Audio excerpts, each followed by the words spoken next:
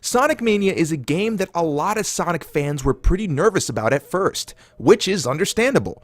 Sega doesn't really know how to try new things with Sonic properly, because whenever they do, it seems they give us more bad experiences than good.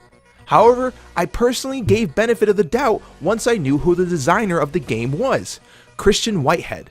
He is known by the Sonic community to recreate Sonic CD, Sonic 1, and Sonic 2 with a fresh new engine that helps replicate Sonic's 2D games while adding new tweaks to improve the controls of Sonic, Tails, and Knuckles. Now that Sonic Mania is released, I hope that they're bringing back the same excitement that I first had when playing Sonic CD for the first time. So without further ado, let's get started. Wait, before getting started, we have to look at this nice little intro which does an excellent job of showing us that Sonic 1, 2, and 3 were big inspirations with the development of the game. After the intro, we see Sonic crash into an island similar to Sonic 3, except this time, instead of running into Knuckles, he runs into robots, which take it back in time to where it all began, Green Hill Zone. Starting Green Hill Zone, we start to see a lot of familiarity, but as the game continues, we start to notice that the level design isn't all cut and paste, but instead a stitching of old and new. This combination of old and new is everywhere, from the rehashed level design to the music and to even some of the special stages. As the level progresses, you start to see that they're adding a lot of new ideas to the old and to the new. Sonic, Tails, and Knuckles feel very similar from their previous adventures. The new engine preserves the gameplay styles of the previous 3 games while adding a bit more precision. The characters feel a little bit easier to control with the hit detection a bit more accurate. The few things I wish the engine didn't preserve are the death by wall collision and the amount of speed Sonic produces. Yes, I understand that Sonic is supposed to go fast, but this is a platformer first and foremost, and with a major emphasis on exploration.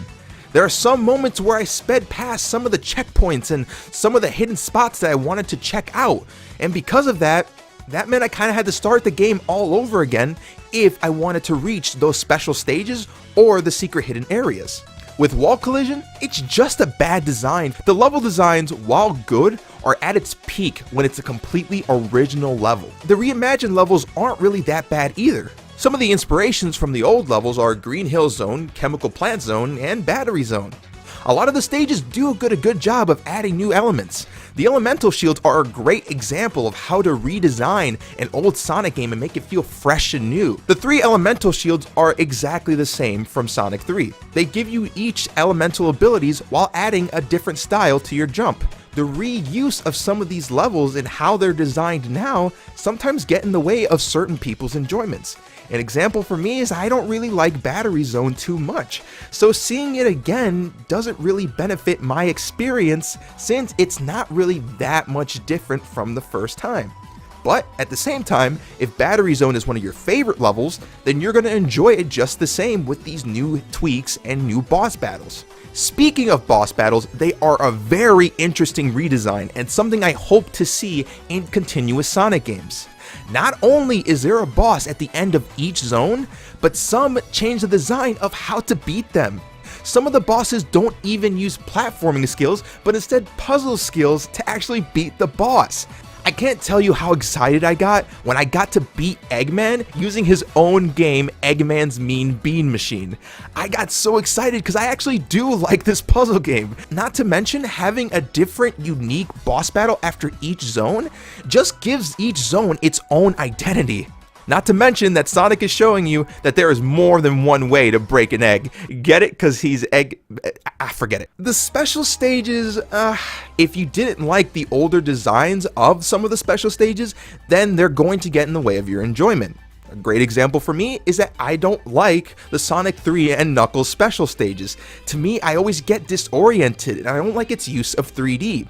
But it's very fun for some people, so they're gonna love seeing it again and how many extra levels they've added this time. Now, the special stage where you're trying to get a hidden gem is incredibly fun and is actually my favorite types of special stages in a Sonic game.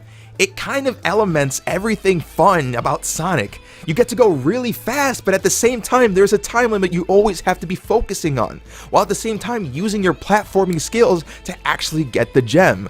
A lot of these levels actually get really challenging really fast, and it's just fun to play over and over again. But you have to have a really keen eye when it comes to finding the secret rings to actually get in those special stages. The soundtrack is simply phenomenal. This is the best example with the developers of that dash of old with mostly new ideas. Sonic Mania, while not a perfect Sonic game, has come closer than any title yet. The main issues I had with the game was that they kept some of the poor mechanics that were used in previous Sonic entries. What I enjoyed from the game is pretty much everything else. The level design, the music, the amount of fun when playing a Sonic game. The best thing about Sonic Mania is that Sega knows how to try new ideas from time to time. They might do their own thing and it might not work out for Sonic, but every couple of years, we do see that Sonic is capable of being good in the modern age. It's great to see Sonic still being a beloved property even after all these years.